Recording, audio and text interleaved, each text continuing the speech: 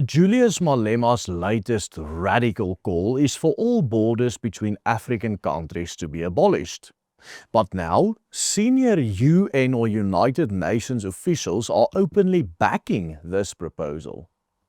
And now what in the past may have sounded just like another radical pan-Africanist or absurd EFF proposal is today rapidly becoming mainstream in elite United Nations political circles, to such an extent that it may end up reshaping the future of this continent altogether. In a speech delivered just a couple of days ago, the EFF leader Julius Malema called for the abolishment of the borders between African states, which he condemned as a colonial construct imposed upon the African nations or peoples by European powers. In this speech, Malema outlined his vision for a borderless Africa united on the basis of race. This, of course, means open to all who are of the black race and closed to all others. Take a look at this. It is possible to create visa-free movement across the continent. It is possible to create universities that lead the world into science and medicine. It is possible to create a borderless Africa like Africa was before the Berlin Conference. What is required is political courage. There is no room for anyone who wants to hate Africans. There is no room for black-on-black violence. Africa must stand up and say, we are one and will never listen to the voice of ignorant people who don't know where we come from. We are who we are because of those who came before us. We are one blood, we are one skin, and we remain the same victims all over the world. In this speech delivered on Africa Day, Malema made a passionate call for the unification of Africa as a pan-Africanist black superstate with a single integrated economic system, with a single currency, and with free movement without any borders on the continent. This idea may come across as quite radical to many viewers of this channel and heavily unpopular amongst the electorate in South Africa, especially black voters. But it might surprise many just how common it actually is among the elite of contemporary African politics, with even prominent UN representatives now openly supporting Malema and his proposal. Stay tuned, because in today's video we are going to explore how the reality of a borderless Africa may be closer than many of you think. In the video material we just watched, you can see Julius Malema calling for a return of Africa to what it was prior to the Berlin Conference. The conference Malema is referring to here was an 1884 meeting of all the major European powers convened by the German Chancellor Otto von Bismarck.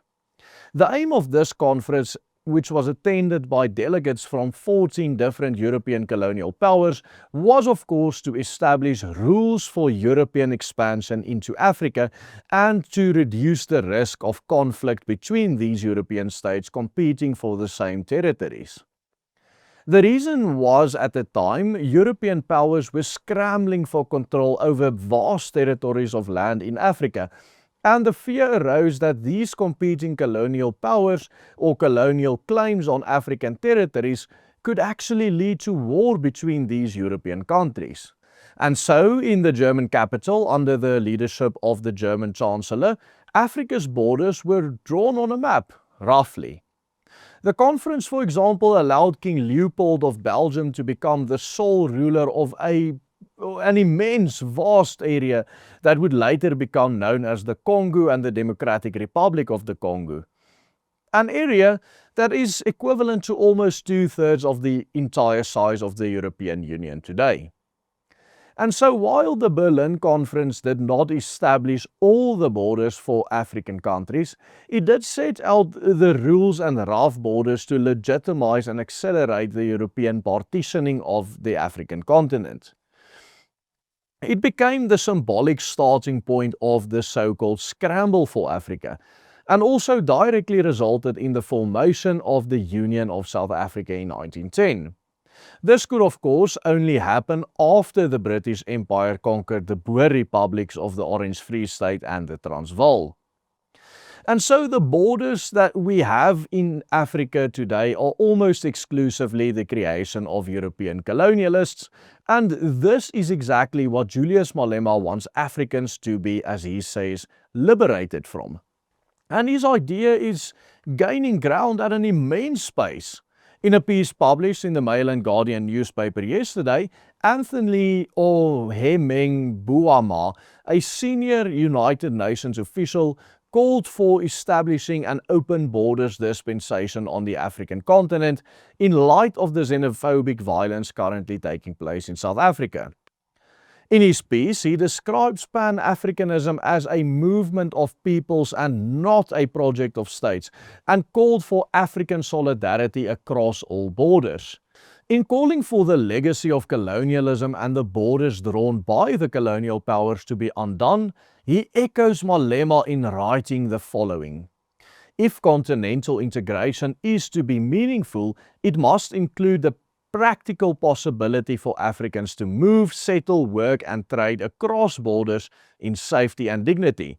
Judged by that standard, the images and reports emerging from South Africa are profoundly damaging to the broader African project. The violence in South Africa thus harms not only those immediately targeted, but also the legitimacy of Africa's broader project of integration, solidarity and shared citizenship." Here, we of course have a senior UN representative in Africa calling for the integration of all countries on the continent into a single citizenship.